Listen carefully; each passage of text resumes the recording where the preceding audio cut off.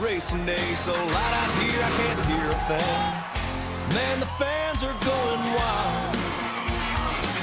And these drivers came to rock, and no place else but Fox knows how to do it NASCAR style. Boogity, boogity, boogity! Let's go racing, boys! Hey now, here we go, race day. Don't you be going slow.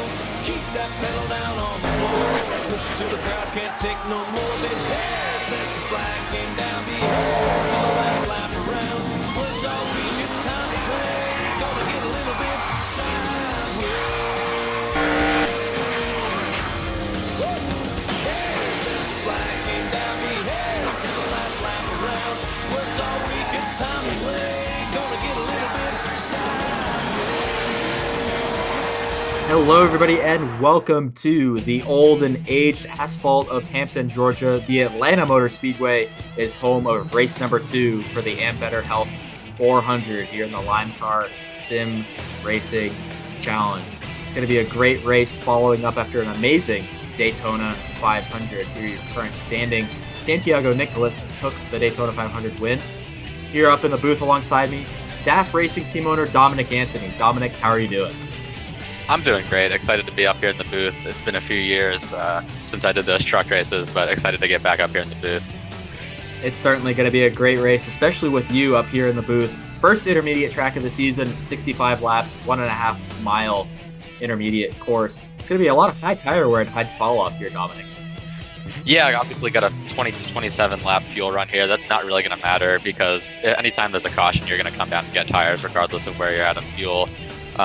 I've heard that there's 3 seconds of fall off over our run here this weekend, so it should be pretty interesting. We should have some comers and goers today. Awesome. Yeah, I definitely think there's going to be a lot of comers and goers. Yellows might be aplenty, but if they aren't, we're really going to see those tires matter at the end of a run. Let's hop right into our starting lineup for today's race. Row 1, Logan Williams takes the pole alongside Ian McDaniel, 2 of our veteran drivers. Norris told Hunter Collier make up row number 2. Row 3 sees Christopher Burnell and Eris Yuko. Row 4 is going to have Tyler Cook and Strokey Banger, the number 84. Row number 5 sees the 14 of Chase Gibbons, and Jerry Chen's going to go to the rear for unapproved adjustments. Row 6, Christian Viscani and Jordan Madron. Row 7, Reed Simpson and Chris Lilly, the Simpson Autosport row. Row number 8 is going to see Garrett Lamar, the hometown native, and Nicholas Soa. Row 9 sees Desquarius Greenhouse Jr. and Blake Walker. Cars roll off just in time for row number 10, Cam Wright Jr. and Anthony Foss. Row number 11 is going to see Joe Kraus and Kaz Gralla, the number 3 row in row 11. Row 12, 2 Fords, Austin Green and Michael Guthrie. Row number 13 is going to see Daytona 500 winner Santiago Nicholas and Zachary Potts. Not a lot of people are fond of him after last weekend. Justin Haley, Cam Arrow in row number 14. Row 15 sees Mudfish Motorsports teammates Matthew Fastnot and Ricardo Garcia. Quentin Haley, Kyle Mabey in row 16. Row number 17 is going to have Ethan Harrison and Brayson Collins. Row 18, we're going to see Robbie Gordoff and the 29 of Cam Arrow.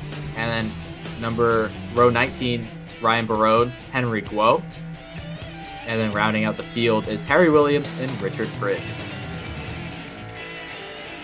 Certainly going to be an interesting 67 laps. Dominic, I can't wait to get this thing started. Yeah, it should be a good race today. And one more thing to watch as we get ready to take the green here. 10 of the last 12 qualifiers are in Chevrolets. So they got the pole, but definitely a big field spread for Chevrolet here. Here we go. Logan Williams, Ian McDaniel coming down to take the green flag here at Atlanta Motor Speedway.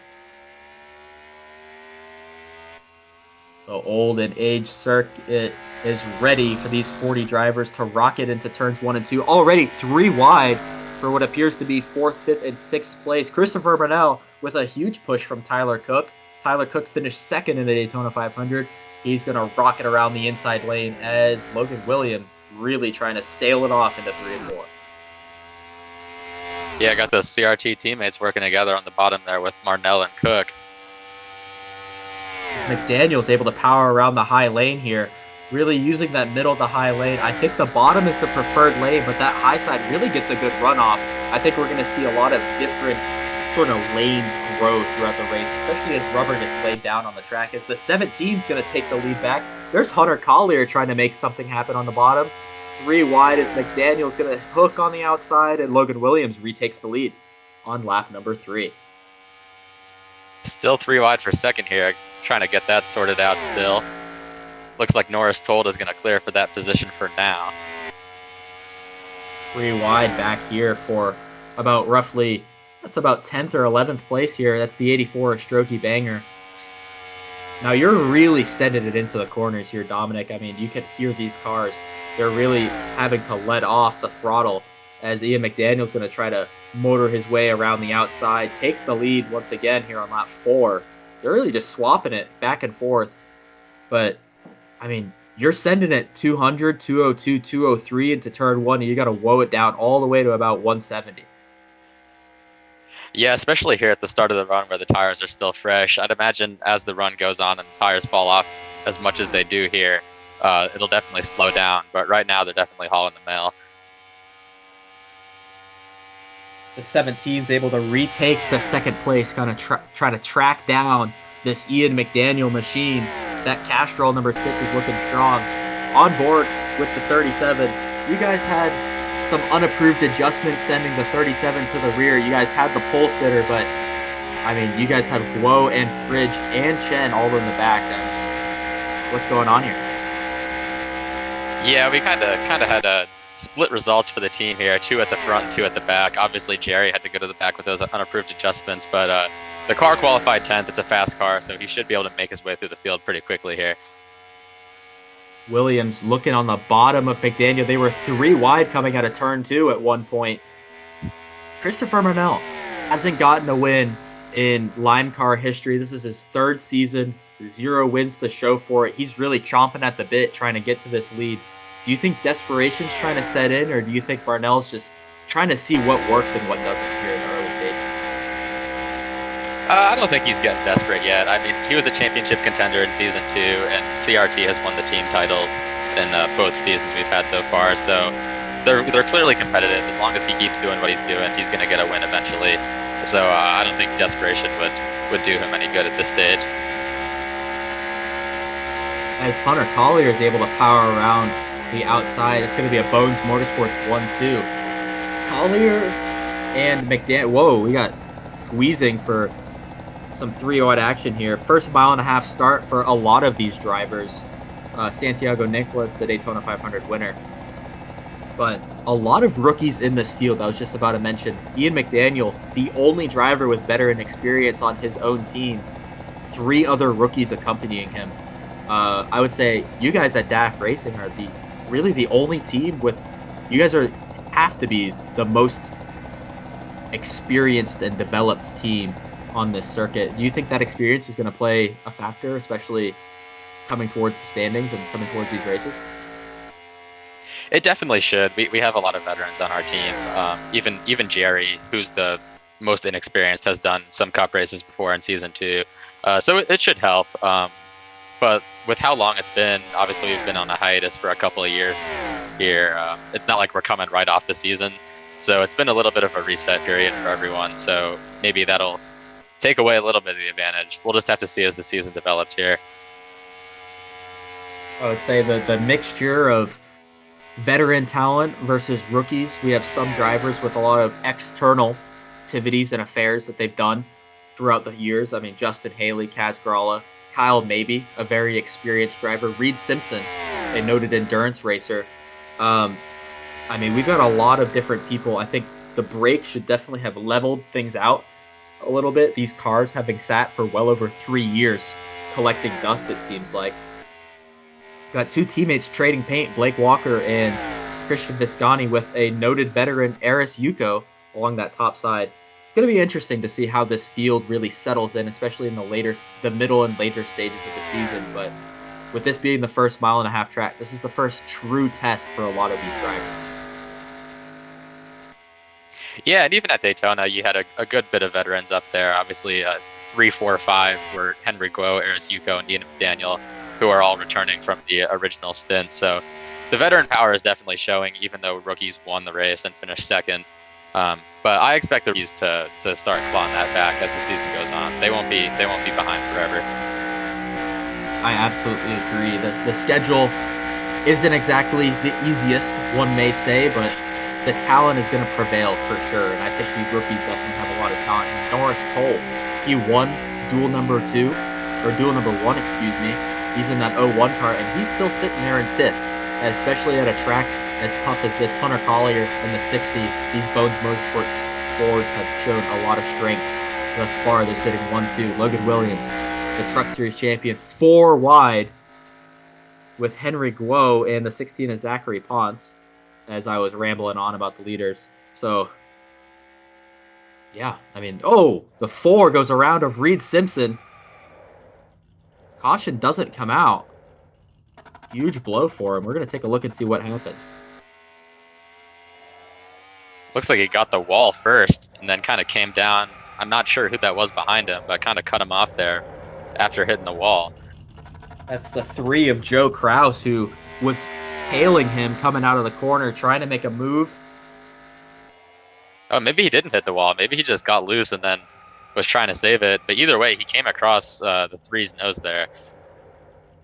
Definitely too little room at the wrong time there, as Marnell gets a big run out of the corner, making a move on Logan Williams for 2nd place. Man, that's just unfortunate. Yeah, interesting. They've both gotten around the 60 here while we were watching that replay. Absolutely. That's really unfortunate to see for Reed Simpson, as he has taken his car to the garage, as Logan Williams is going to peek to the inside. Ought to see no yellow there as well, but giving us a battle for the lead here because it stayed green.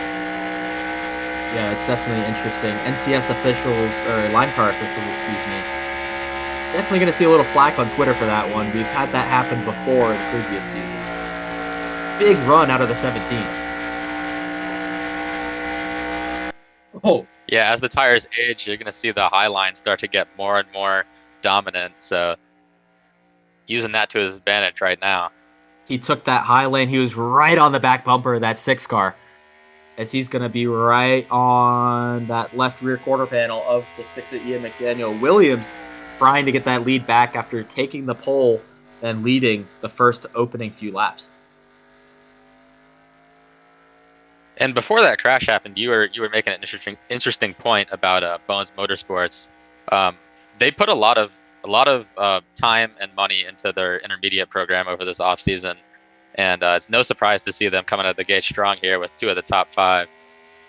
Absolutely, for sure. And the switch to Ford as well definitely seems to be making a huge impact, switching from Dodge to Ford, and also expanding from 3 cars to 4, as we'll go inside the cockpit of the 60 car.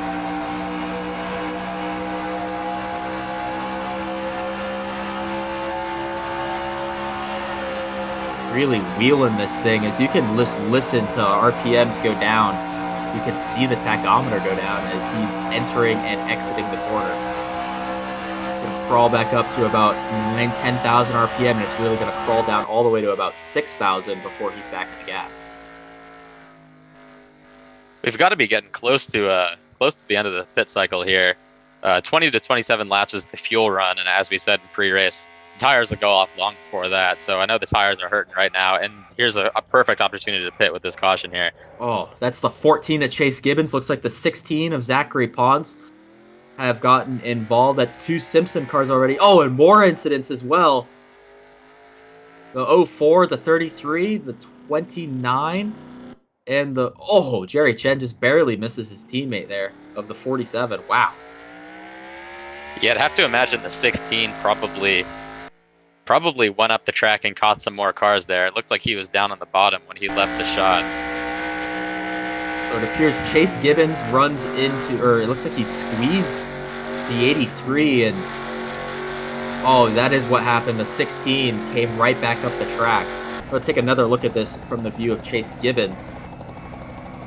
Just runs out of room. Yeah, just ran out of room on exit there. It's nothing egregious that he did wrong, just running out of room. So here's a look at Zachary Ponce, the wreck happening in front of him. That's just really unfortunate. He's locking it down, holding the brakes.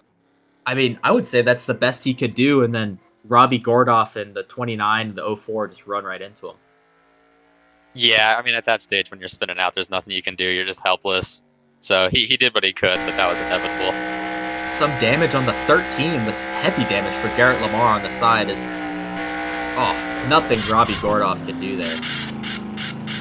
Yeah, some of those guys really barreled in there.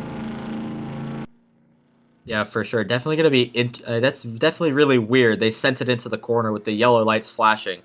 But we're going to see everybody come down pit road here. Definitely not the time to play games with fuel strategy or tire strategy. As officially involved in the wreck, the 14, 16, 33, the 47, 04, 29, 27, 13, 84, the 3, and the 83. Zachary Ponce, Robbie Gordoff, and the 29 have all taken their efforts to the garage after that one. Yeah, we escaped having a super big crash at Daytona, which was a surprise, but it's rearing its ugly head here at Atlanta. As Ian McDaniel, he's going to win the race off of pit road. Logan Williams is going to lose 4 or 5 spots. Wow, goodness gracious. That's not ideal for the 17 cars. Ian McDaniel and Christopher Marnell win your race off of pit road. We're going to restart on lap 25 of 67. Yeah, so we should be still expecting one more pit stop here before the end of this race. Speaking of pit stops, the CRT crews really put in some work there, getting Marnell and Cook out second and third. Also, the Madrid Motorsports entries, the 68 and the 08, they were just outside of the top 10. Now they're sitting 4th and 8th. Good round of stops for those guys as well. Absolutely. The Spire and Hendrick Engineering really putting its work in as green flags back out. We're back underway here in Atlanta for the Ambetter Health 400. McDaniel's going to wrap that bottom lane with Tyler Cook in tow. The 43 is going to poke out to the outside. See if Tyler Cook can make anything happen for the lead. Yeah, the initial start was super aggressive. Lots of 3 wide racing and switchback, so I expect to see something similar here. Already going 2 wide for the lead. There's Ricardo Garcia in the 48. He led a lot of laps in the Daytona 500. He's on the bottom lane. Oh, washes up. Oh my goodness. Garcia really sent it in the corner there, and he about lost it there. Oh, and he shoves Chris Lilly down as the 3 of Joe Kraus spins. No yellow. Looks like... Yeah, I was going to say, it might stay green here as well, because this is pretty similar to the first crash, which also involved the 3 car, ironically. And it looks like we are going to stay green. A little bit of karma there for Joe Kraus as, whoa, 4 wide. Oh my goodness, I saw there. That was Blake Walker, the 60, as I think there's an issue for the 48, maybe. I think he just hit the apron and got loose and really had to back out of it. Goodness gracious. Yeah, I'm sure Reed Simpson was not having a fun time watching that. He's already had 2 cars go out, and his third one's right there in the mix. Chris Lilly almost got Garcia there. He's going to go on board with the 68 of Jordan Madron, who has snuck his way into third. Look at that head of steam he gets through the middle of the corner. Oh, Marnell barely cuts him off. That's some veteran driving right there from the 23. Yeah, really clean block right there. Got to be careful with that, though. Don't want to get too aggressive, but that one was perfectly executed. Marnell's now going to use that momentum to go underneath the 6. Does he have the head of steam to try to make it happen on McDaniel? No, he's going to really lose some ground on that bottom lane as I think Madron's going to push the 6 to the lead. Or further into the lead. Yeah, that was not a good 1 and 2 there, but he's clearly got pace in the car, so I just need to reel it in here and regroup and get back after it. As you mentioned, Guo is trying to make his way back up through the field. He's got some solid pace. He's sitting there in 29th. Not too much ground made up yet, but I think you guys should be able to keep moving forwards with that 37 car. Yeah, evading those wrecks was a big deal. Obviously, when you put yourself in the back like that, you open yourself up to getting caught up and stuff like that. So evading those was huge. As we've got another one out here. Oh, big crash on the back straightaway, and it looks like Chen is involved. The 21. Oh my goodness, that's a lot of cars on that back straightaway. Yeah, I was gonna say this is another big one, just like the one we had entering turn 3 a few laps ago. As we're gonna back it down here on lap 31. Let's take a look and see what happened. We're gonna follow the 21 of Anthony Foss. I can imagine, if I had to put money on it, it's probably the same sort of thing. Oh, it's the 83 of Santiago Nicolas on his side. Yeah, I was gonna say he almost went over there. Not a good follow up to his win last week. Oh, so it looks like, Man, that one was even earlier in the corner. so by the looks of it, Harry Williams just lost it in the middle of the corner, really tracked up the track, and Santiago Nicolas was the unfortunate benefactor. Let's take on board with him. Really gains quickly here, and I mean all the wrecks we've had today are pretty much the same situation, just in different parts of the track where guys are clearing themselves and someone else is there. I don't know if you could see, but the 10 was really gripping the clutch there. You could see the flames backfiring out of it. Here's a good helicopter view. The 31, the 97. The 14 piles in as well, the 84. 27 has nowhere to go. And man, that is just really unfortunate for a lot of those guys. That was happening about 20th to 25th place. Yeah, as I was saying, when you're back there in the back, you open yourself up to stuff like that, and that's why qualifying is so important. We've seen 2 big wrecks today. A third one isn't out of the question, clearly. Absolutely. The 21, the 83, the 10, the 97, 84, and then the 27 and 37 are all going to take their efforts to the garage after that one. Just really unfortunate is we've got another round of pit stops.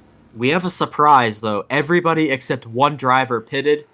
That was the 48 of Ricardo Garcia who stayed out. Well, as you said, he led a lot of laps last week, and I guess he's trying to repeat that performance. But this should be interesting because with how much tires matter here, even though it's only been a few laps, I guarantee you they have aged a lot. So it'll be pretty sketchy for him here. He's going to be getting passed left and right.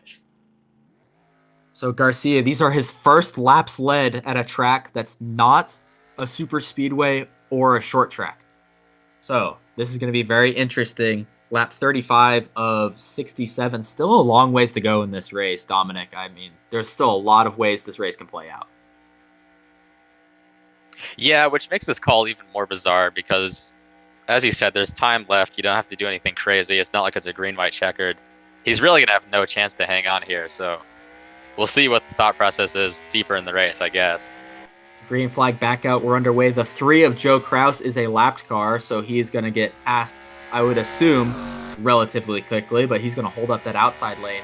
That's going to give the 6 in the 08 some easy pickings. The 13 of Garrett Lamar had a small issue on that start. It looks like that pack is already slowing down. It's a lot of slow cars in there. A lot of cars that are damaged but still going. Great to see that, honestly. Yeah, it's good to see. Obviously, you want as many cars on the track as possible. We're going to go 3 wide for the lead here. Nicolas Soa goes underneath, but it's McDaniel who's got the whole head of steam on that bottom lane. Veteran move from the 6 car of Ian McDaniel. He's going to take the lead here on lap 36 as Soa's going to use that outside, that middle to outside lane to really wrap the outside and take it from the 6. Great move, great racing here for the lead, and I can imagine that 48 is really going to fall backwards now. Yeah, that was a pretty aggressive move, especially around someone on older tires, but the risk paid off clearly because he's in the lead right now. And Ricardo Garcia has honestly held on better than I expected. I mean, he's 3rd right now because the 3 is a lapped car. That's higher than I expected him to be at this stage, but definitely not going to hang on for very long, as Ian McDaniel's going to take the lead back here. Really uses that outside lane. As we saw, he was up on the fence, the Larson line almost. Soa took the lead, riding the seam with his right tires on it. I could have... Ian was almost in the wall for a little bit, as we're 3 wide for 3rd. Yeah, I've noticed they've been getting pretty comfortable with the wall all day today. Even on corner entry, I've seen a few people bounce off it. It doesn't seem to be affecting them too much because they're still up here racing for the win. But something to keep an eye on. As you were just mentioning, that Garcia ripped the fence there in 3 and 4, just trying to stay afloat with these leaders as he's going to fall back now. Looks like Guthrie and Marnell are going to swallow him whole, as it's McDaniel, Soa, and Cook, your top 3. Yeah, and the 3 car of Joe Kraus is doing a pretty solid job here. I mean, if he can pass these guys and get a yellow, he'll be back on the lead lap. So I see what he's fighting for. Doing a pretty good job so far, but these are some really fast cars, so gonna need to hope for it to happen quickly here. If you told me that GT3 racer Tyler Cook would have finished second in the Daytona 500 and then raced second here at Atlanta, of all places, I would have said that you were crazy. But here's that 43 car really showing it to these guys. He's been putting in the effort, putting in the work in the simulator to make sure that he's doing well on these ovals, and he about took the lead there from McDaniel, and he's comfortably in second. Yeah, definitely the most impressive of the newcomers so far. But as you said, he's been putting the work in, and he's clearly a talented driver. He knows a lot about oval racing, even if he hasn't done it before. So I'm not too surprised, but better than I would have expected. With, as he said, P2 last week, running P2 currently, and he's going for the lead currently, actually. Absolutely. I mean, if you even take a small conversation with him, he's got so many people in his wheelhouse. Justin Allgaier, Denny Hamlin, Matt Crafton, just to name a few people that he has raced go-karts with and has hung around, really. So, I mean, this is a star-studded top three. I would say McDaniel got 3 wins in this series. He knows how to get it done. Tyler Cook, as we're giving him his flowers right now, and then Nicholas Soa. He's the head engineer of the Spire 77 car on the Cup Series side. So a lot of knowledge, a lot of racing IQ up front. As here's another driver with a lot of racing IQ, Kyle Mabey. He's up here solidly in the top 5 in 5th place. Yeah, another rookie that's really sticking it to the veterans here. He had a solid run last week, and looking to back that up today. Absolutely. Fighting the lone remaining Simpson Autosport car here. Oh. As we got another crash back in the field. That looks like Christopher Marnell, who was a big player earlier in this race. And Ricardo Garcia is involved in that, and that is going to bring out the yellow for the 3rd time today here on lap 44. You see Hunter Collier in there as well. A lot of fast cars here. Norris Told was up in the top 5 at the start. I can imagine that wreck happened about between 6th and 10th place. We're going to take a look and see what happened as McDaniel brings them back around to take the yellow flag. Ooh. Oh man, Garcia got the wall there and bounced back into traffic. Dangerous game to play, staying out on old tires, and as we predicted, this is the result. Yeah, that takes out that 60 car, was up in smoke. It looks like he barreled in there at the end. Justin Haley had made his way up from about 27th. Oh, Haley's able to get through that wreck relatively unscathed. I thought he had damage. Yeah, Christian Visconti as well. Both of them did a good job there. Had to take to the grass, but looked to be mostly okay. We're going to go on board with Collier here as we see the wreck happening in front. He's on the brakes already, just nowhere to go. There's so much smoke. Bam, right into the back of the 52. Yeah, at that point you can't see anything. You're just hoping for the best. Absolutely is. I think everybody learned their lesson from Garcia last time. Everybody's coming down pit road. The 01 and 60 are taking their efforts to the garage, but all those other guys that were in that wreck, some fast cars, they're staying out, and I believe they're going to stay on the lead lap as well. Yeah, with how many cars we have out of the race right now, with as many crashes as we've had, staying out could really give you some big points here. You know, you never know. We're early in the season. Every point's going to matter. Absolutely, because we're going to restart roughly with around, I'd say, lap 49, maybe lap 50. So that's going to be 17 to go, a perfect fuel run, I'd say. And that's going to really benefit some of these guys. As the 08, the 1, Chris Lilly, the 1, he's going to come out second. That's pretty big right there. Yeah, I was going to say, some of our front runners there lost a few spots. McDaniel, Williams, and Cook all lost spots on pit road there. Fight their way back to the lead here. Absolutely. So the leader is now Nicholas Soa. We've got a few lapped cars ahead of him with damage. So this is going to be interesting to make note. So it's the running order: the 08 of Soa, the 1 of Chris Lilly, the 6 of McDaniel, and then Cook, Visconti, Haley, and Logan Williams. So ignore the first 2 rows pretty much, and that is your running order. Yeah, unfortunately for Joe Kraus, that caution did not come out when he was leading the pack, so still a lap down here.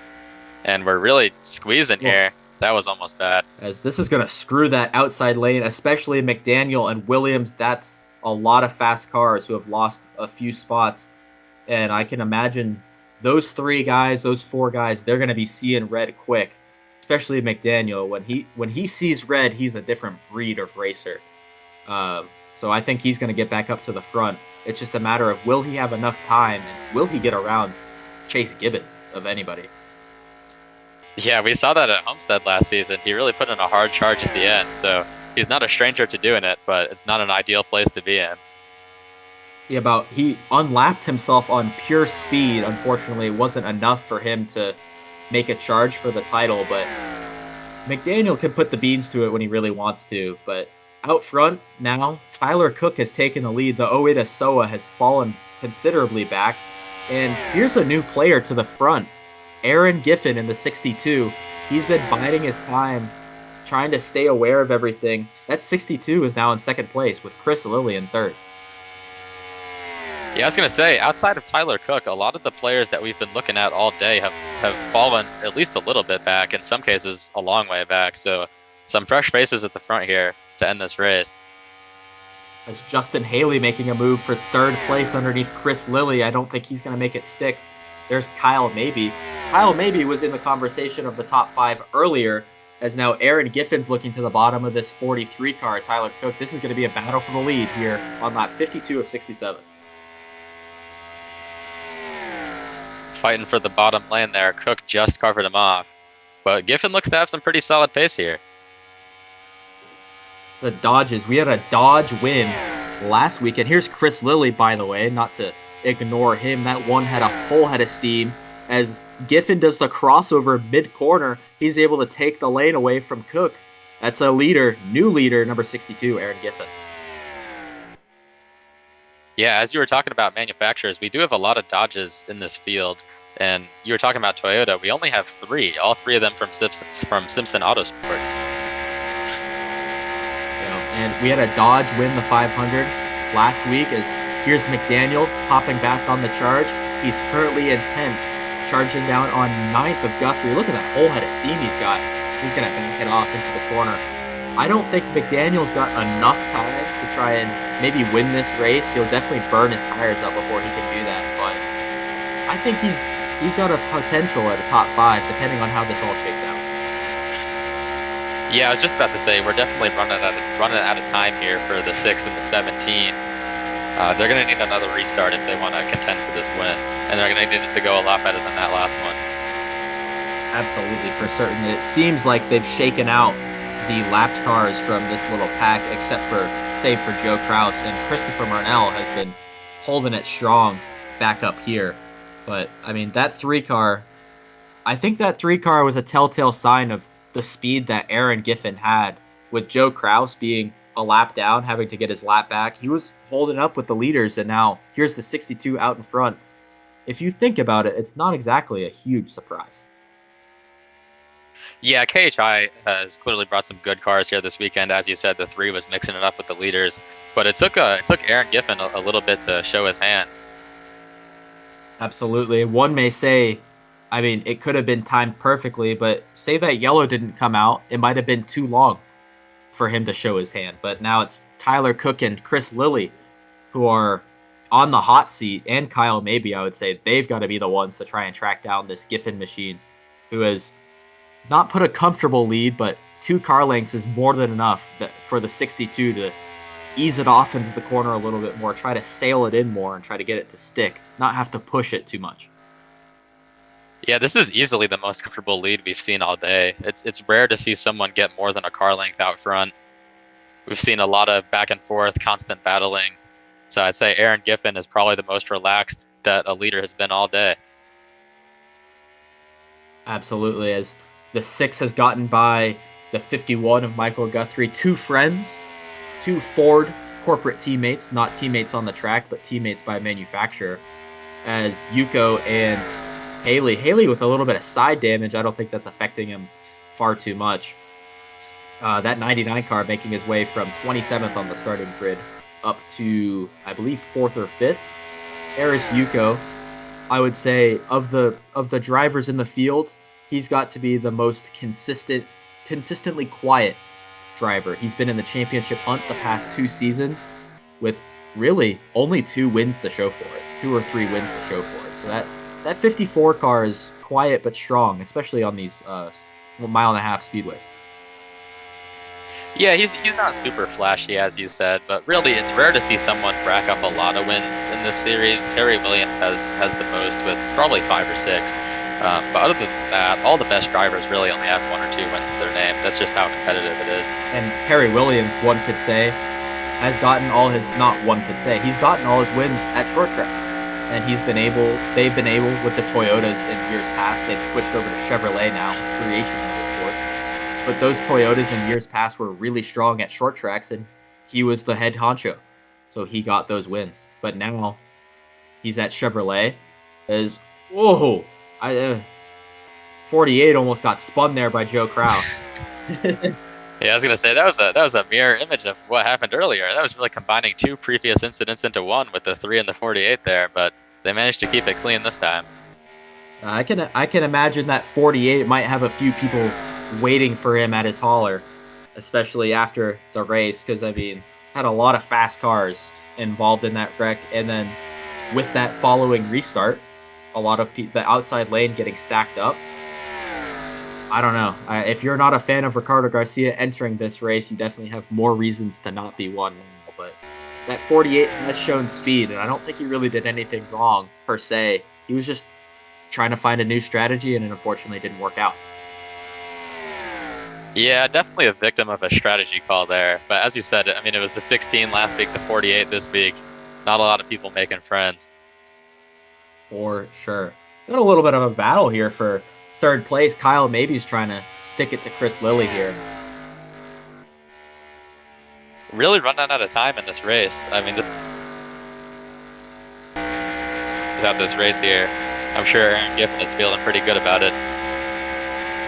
Dustin Haley getting around Christian Visconti around the outside. I believe this is going to be for 6th place. As Logan Williams. I'm impressed by the... Oh, sorry, go ahead. Go ahead. I was going to say, I'm impressed by the speed of Christopher Marnell there. He really picked up a lot of damage in that crash, but he's still up here fighting with the leaders. Unfortunately, he's a lap down, so it's not going to count for anything, but good pace.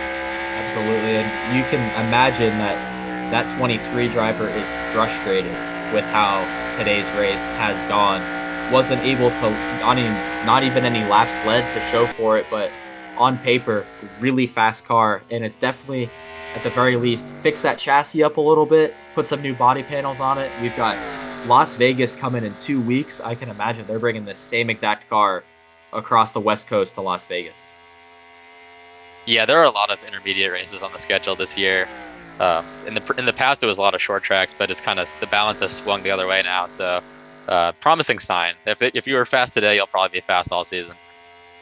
1 lap to go for Aaron Giffen, and it's exactly what he wants to see in the rearview mirror. Tyler Cook and Chris Lilly fighting with each other. That 43 is going to try to get a run around the outside. Tyler Cook got a 2nd place. This is the closest he's been. Yep, he's got a big run out of turn 2. Will he make it work? Gonna get to that back bumper, maybe no. I don't think he's gonna get there.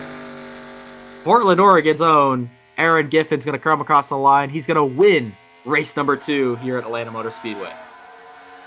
And back-to-back P2 finishes for Tyler Cook. Really, really, really strong open to the season. I think that's gonna be absolutely. Cook is gonna take the points lead after that one. And what a finish to today's race.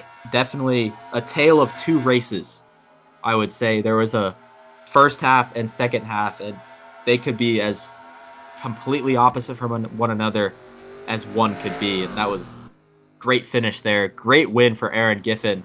Really showed up when it mattered for that 62 car. Yeah, made it exciting there at the end when it didn't look like it was going to be. But as you said, really a tale of 2 races. If you asked me to predict this outcome halfway through today, I would not have been able to do it. So 2 races 2 Dodge winners is one for the stat books there. If you're keeping track at home, I know some of you guys are. That 62 is going to burn her down here in Hampton, Georgia. I mean, what a result for this 62 car. So 2 straight rookie wins as well. Not something unprecedented in Limecar history, but it is something to make note of. I think this is the first back-to-back Dodge manufacturer win in series history. So that is something to make note of. Dodge making waves with 2 new teams that they've picked up over the offseason. Yeah, they lost Bones Motorsports, but they're making up for it, clearly. Absolutely. As the 62 continues to burn it down, he's really going to shred those tires up if there aren't already nothing left on them. Here's a look at our results. Aaron Giffen, Tyler Cook, Chris Lilly, Kyle Mabey, Eris Yuko, Justin Haley, Logan Williams, Christian Visconti, Nicholas Soa, and Michael Guthrie, your top 10. McDaniel, Harrison, Blake Walker, Kaz Gralla, Chase Gibbons finishes 15th still on the lead lap. Somehow he was very damaged. Ryan Barone, Garrett Lamar, Matthew Fastnot, Christopher Marnell, and Ricardo Garcia. Marnell and Garcia, I mean, what it could have been for those two, honestly. They finished 1 lap down in 19th and 20th. Not to say that Marnell didn't have speed, but that 48 had a lot of speed beforehand as well.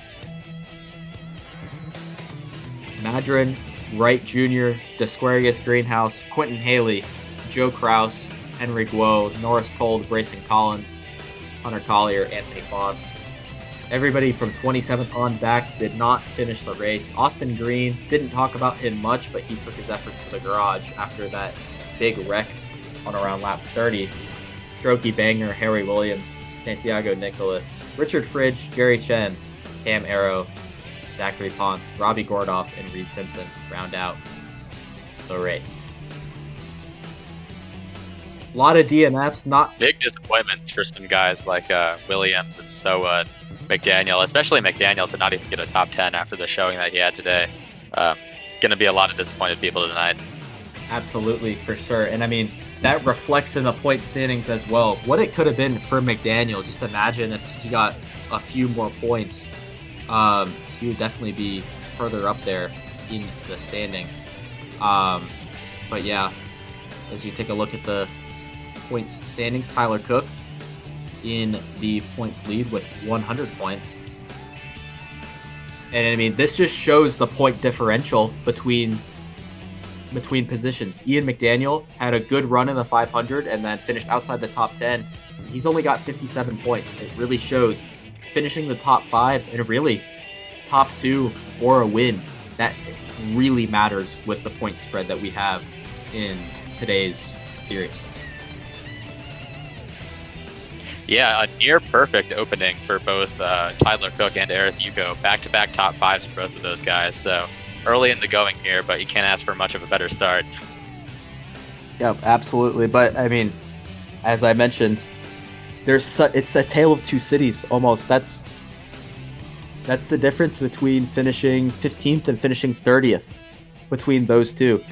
So that's so much ground that both of them will have to make up. But who knows? Maybe the 54 has a bad race next race, or maybe the 43 does. It can all change in an instant, and that's the beauty of this series. And I can't wait for the rest of the season. It's only race 2, but we're sure to have a great rest of the season. Any final notes before we sign off for tonight, Mr. Dominic? Not much. I mean, it was a fun race today. Definitely very entertaining, and I think it's a good preview for what's to come. Absolutely. I couldn't agree more. Hopefully we get some cleaner races down the stretch, but as for now, ain't nothing better than a good old tire wear race here at Atlanta Motor Speedway. That's all for us tonight in the booth. Dominic, thank you for joining us here for race number 2 of Limecar. Thank you for having me. Absolutely. Hope to have you back in later races. But for now, so long. We'll see you next week for race number 3 at Rockingham.